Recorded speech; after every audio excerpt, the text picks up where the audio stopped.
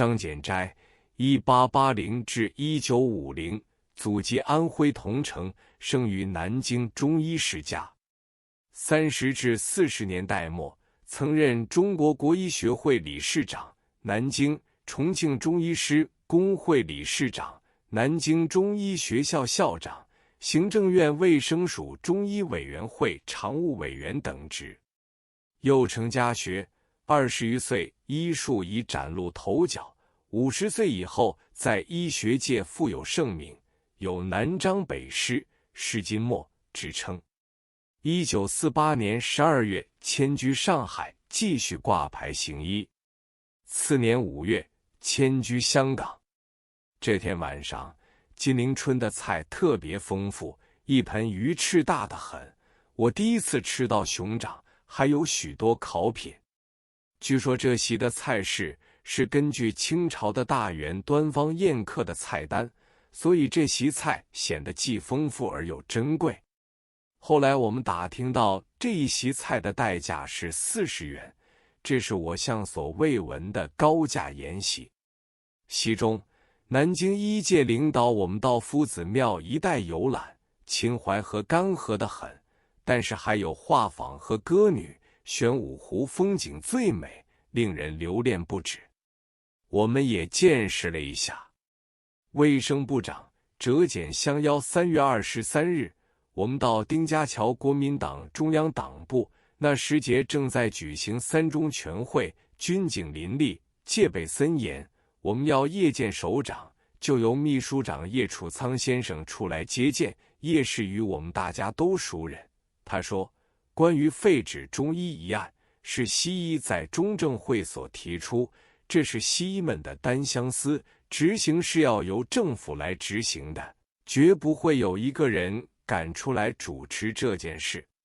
他又谈到我们对中西医问题都无成见，况且政府并没有废止中医的意图，认为北伐抵定以后，忽然有一部分西医提出废止中医问题，动摇了民间拥护政府的情绪，引起好多人因此事而反对政府，使政府受到许多打击，认为太不成话了。最高当局曾经当面询问薛笃弼，薛氏也表示他在做卫生部部长任内，绝不愿意为西医所利用。我们回到了交通旅馆，约定吕别筹在下午1时打电话来，告诉我们主席接见的时间，可是只等到下午3时，还没有消息。忽然间，有一个上海籍的人拿了一张名片来访问谢团长，这人名片上的衔头是卫生部科长，其人姓李，自称是谢老师的老病家。坐定之后，他就告诉我们，卫生部长昨天在部内等了你们1天，不见你们到来，极为失望。今天上午开三全大会，各方面对卫生部长指责很多，薛部长本来对中医相无歧见，希望你们急速到卫生部去呈递请愿书，以便薛部长对此问题有所表示，比能减低舆论界的压力。谢老师听了这人的话，说我们还要向各方面去请愿，准备最后再到薛部长那边去礼貌一番。此人听了，带着不愉之色而去。我们到工商部要求谒见部长，由一位山西籍秘书代见，他也表示中医中药应该极力提倡，这是有关国计民生的。我认识李时增，有人认识张静江，于是我们又分别拜谒这2位元老。他们透露出阎锡山已经有电报给三中全会，对中卫会废止中医的提案表示极端反对。中央大员请薛部长从速把这件违反民意的提案打消，以免引起民间对政府的反感。此外，又透露一个消息，楚民义已受到好多位中央委员的指责，他默然不再出声。这天晚上，我们听到各方面来的消息，对我们都很有利，所以大家很高兴。晚间在药业工会的筵席上，透露了我们请愿的经过，因恐中途会横生枝节，所以说得很简单，但大家已经感到满意了。到了深晚，我们回旅馆，原来卫生部的李科长又来了，他手执5张请帖，邀约我们在次夕24日下午6时到卫生部一叙。同时他还说了好多话，都是暗示我们先去拜访和递请愿书才合礼貌。我们5人会商之下，认为再不去拜访似乎不好意思，乃决定次日到卫生部走一次，递呈请愿书。到了卫生部，由一位政务处长胡书威代表接见，说是薛部长到3中全会开会，不能亲自接见，非常抱歉，请你们原谅。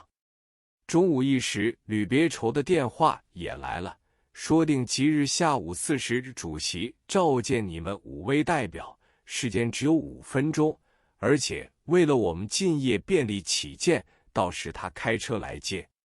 不久，吕别筹亲自到交通旅馆来，告诉我们说他已预备了2辆大房车，请我们即刻上车。